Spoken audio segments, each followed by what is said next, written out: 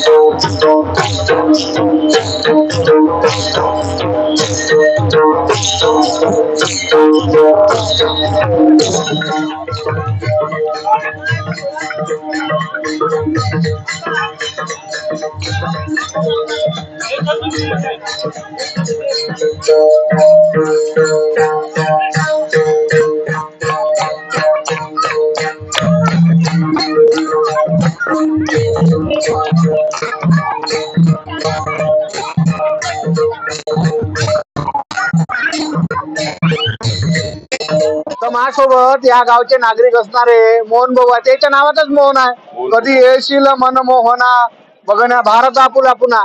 तर काय राजू, तुमच्या गावातलं वातावरण झालं काय झालं, काय जबरदस्त वातावरण तयार झालं तुमच्या गावाचं. तर आले श्रीच्या मना तिथे कोणाचे चाले ना.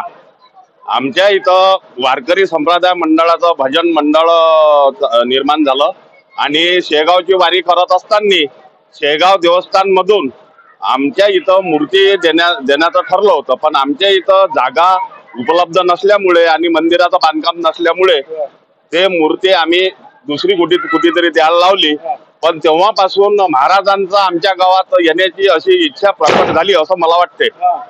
त्या दृष्टीनं गावकरी मंडळींनी आणि वरेकर कन्स्ट्रक्शन अमरावती यांचे वास्तव्य आता अमरावतीला आहे, ते आमच्या गावचे मूळचे, त्यांनी जागा उपलब्ध करून दिली आणि गावकरी मंडळींनी त्याचा समजा वर्गणी आणि स्वतः गावातून पैसे जमा करून एवढं भव्य दिव्य मंदिराचं निर्माण केलं आणि मूर्तीची स्थापना आता उद्या होणार आहे. तर तसंही आमचं गाव भाविक म्हणजे आमच्या गावात लहानसं गाव असून 1,500 ते 2,000 लोकसंख्येचं गाव असून जवळपास 12 ते 15 मंदिर आहे. म्हणजे गाडगे महाराजाची स्थापना आहे, शेंडेजी महाराज, दुर्गादेवी मंदिर, गणपती मंदिर, शंकराचे मंदिर आणि दत्तात्रेयचे मंदिर, आता गजानन महाराजाचे मंदिर निर्माण झाले. अशा प्रकारे आणि गौतम बुद्धाची मूर्ती, बाबासाहेबाची मूर्ती, अशा प्रकारे आमच्या गावाचं वातावरण आहे. आमच्या गावामध्ये जवळपास 12 ते 14 म्हणजे पूर्ण गाव जेवणाच्या पंक्ता म्हणजे होत असतात.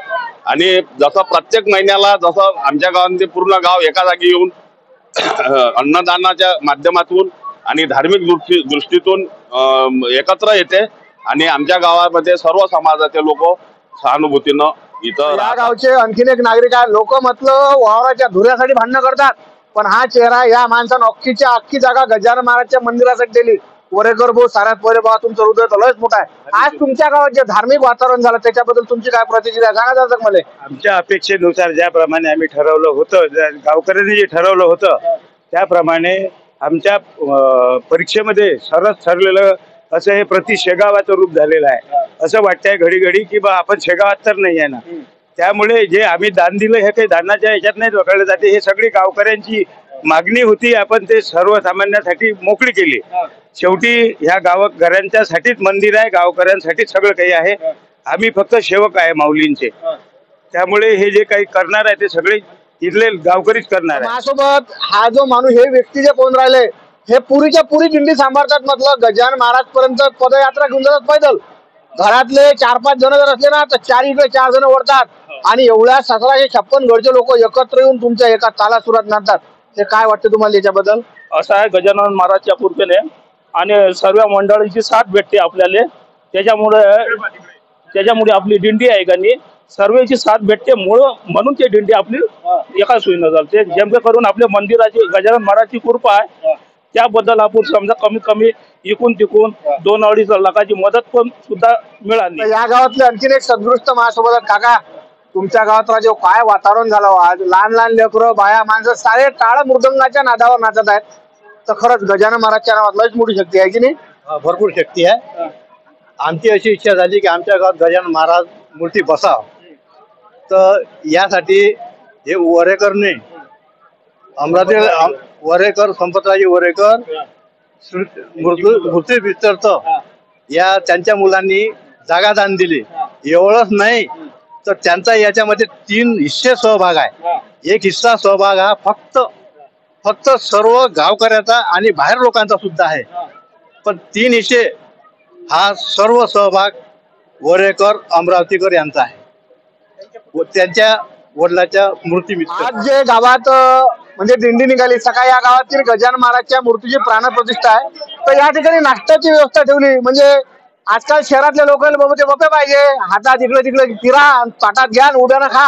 पण अजूनही तुम्ही जर या ठिकाणी गावखेड्यात पाहत असाल तर त्या आमच्या माता भगिनी आहेत. या ठिकाणी एकदम बसून कोणत्या ठिकाणी बसल्यात बिचारा, त्या ठिकाणी त्या नाश्त्याचा आनंद घेत आहेत. या बाजूला तर लय मोठ्या प्रमाणात आहेत.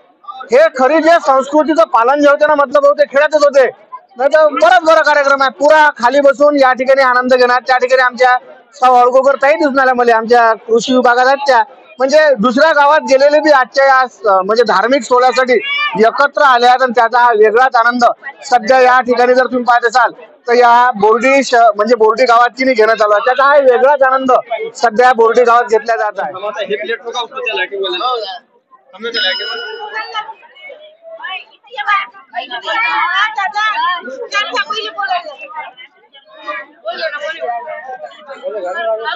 आजच्या या दिंडी पदयात्रेत या गावातल्या शेकडो महिला सहभागी झाल्या.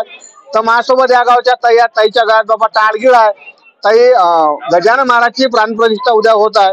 तर काय धार्मिक भावना तुमच्या सांगा पाहू जरा मला. आज आम्हाला असं वाटतंय की आमच्या इथे व्याख्यात म्हणजे असं प्रगटलं आहे, शेगावच प्रगटलं आहे असं वाटून राहिलं. आम्हाला खूप आनंद झाला आहे. शेगाव जसं शेगावात लाखो भक्त तिथे आनंद अनुभव करत आहे, इथे पण आनंद अनुभव करत आहोत आम्ही. आम्हाला खूप आनंद झालाय की आमच्या इथे साक्षात शेगावचे गजानन महाराज प्रगटले आहे. आमच्या इथे आज श्री गजानन महाराज प्रगटल्यामुळे आम्हाला खूप आनंद होत आहे. सर्व महिला मंडळी इथे खूप आनंद घेत आहे. आजच्या सारखा आनंद कधीच झाला नाही आणि तो खूप होत आहे आम्हाला. जय गजानन, श्री गजानन, जय गजानन, श्री गजानन, जय की जय. महाराजाधिराज योगी राज पर ब्रह्म सचितानंद भक्त प्रतिपालक शेगाव निवासी समर्थ सद्गुरु श्री गजानन महाराज की जय. जय गजानन, जय गजानन, आज के आनंद की.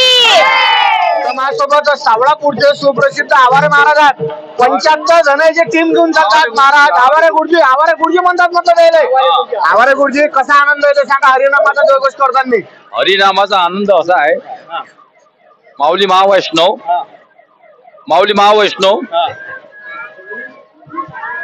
सावळापूर वैष्णव संप्रदाय भजन मंडळ आणि संस्थान भोलेनाथ संस्थान त्यांचे पिक्चर हे दिंडी चालत आहे 45 वर्षापासून. आणि सर्व गावातली मुलं आहेत.